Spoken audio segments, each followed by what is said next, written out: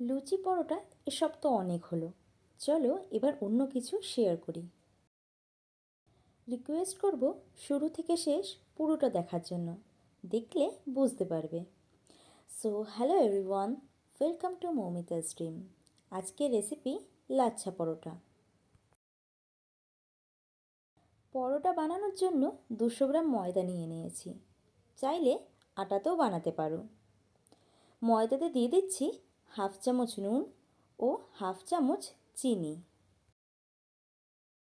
নুন ও চিনিটা ময়দার সাথে ভালো করে মাখিয়ে নিয়ে দিয়ে দেব 3 চামচ তেল।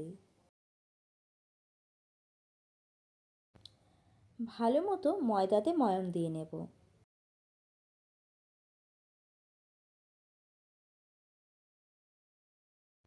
যত ভালো ময়দাতে ময়ম পড়বে লুচি বা পরোটা তত ভালো হবে।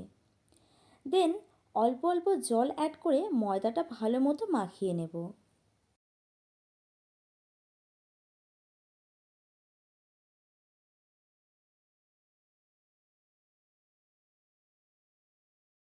এই তো ময়দাটা ভালো মতো মাখিয়ে নিয়েছি। এবার ঢাকা দিয়ে 10 মিনিট রেস্টে রেখে দেব।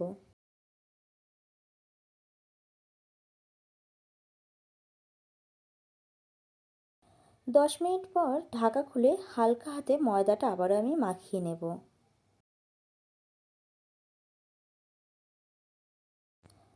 ময়দাটা আমি 1 থেকে 1.5 মিনিটের মতো মাখিয়ে নিয়ে ময়দা থেকে ছোটো ছোটো করে লেচি কেটে নিচ্ছি। যেরকম আটার সাইজের লেচি কাটি সেরকমভাবেই লেচি কেটে নিচ্ছি।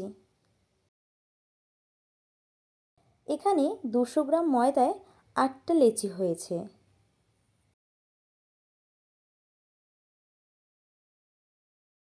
এবারে একটা লেচি নিয়ে নেব, তার উপর অল্প ময়দার গুঁড়ো মাখিয়ে নিলাম। নর্মাল যেমন রুটি বেলি প্রথমে তেমন করে গোল আকারে বেলে নেব। এই লাচ্ছা পরোটা খুব সহজ পদ্ধতিতে আমি দেখাচ্ছি। এটা যে কেউ বানিয়ে ফেলতে পারবে ঘরেতে। খুব সহজ পদ্ধতিতে আর খুবই কম সময়ে এই লাচ্ছা পরোটাটা তৈরি হয়।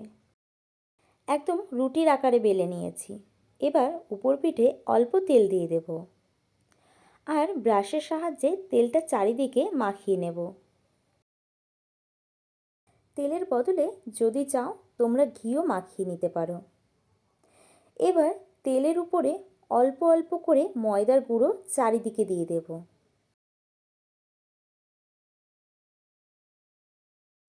ময়দার গুঁড়ো চারিদিকে আমি ছড়িয়ে দিয়েছি।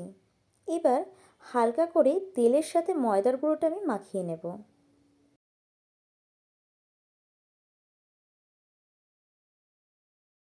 তেলের সাথে ময়দার গুঁড়ো মাখিয়ে নেওয়ার পর এবার উপরের দিক থেকে সরু সরু কুচি দিয়ে নিতে হবে। মনে রাখবে যত সরু কুচি হবে তত কিন্তু লাচ্ছা পরোটা ভালো হবে।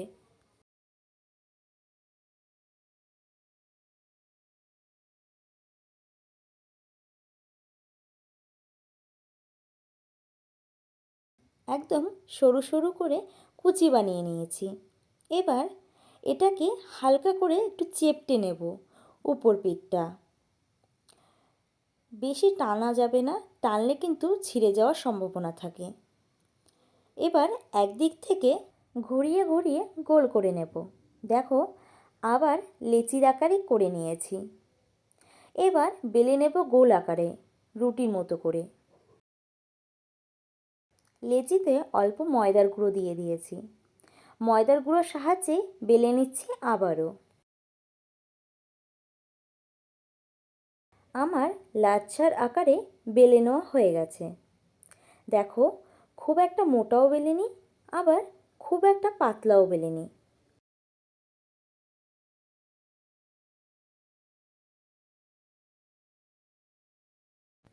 তোমাদের সুবিধার জন্য আরও একবার দেখিয়ে দিচ্ছি।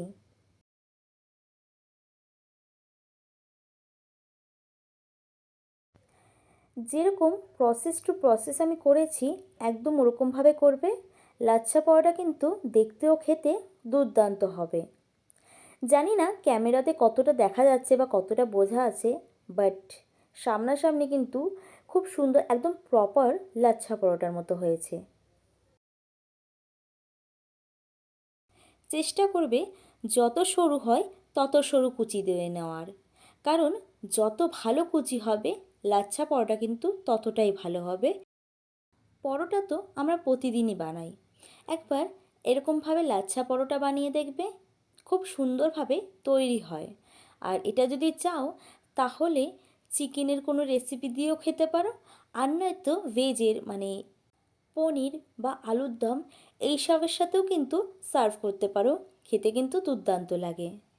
এদিকে কড়াই গরম করে নিয়েছি। এবার প্রথমে একটা পরোটা কড়াইতে দিয়ে দেব এবং পরোটাটা হালকা করে সেঁকে নেব। এক পিঠ সেঁকে নিয়েছি, পরোটাটা উল্টে সেমভাবেই আর এক পিঠও সেঁকে নেব। এবার অল্প তেল দিয়ে আমি পরোটাটা দু পিঠ লাল করে ভেজে নেব। ব্যাস তৈরি হয়ে গেল লাচ্ছা পরোটা।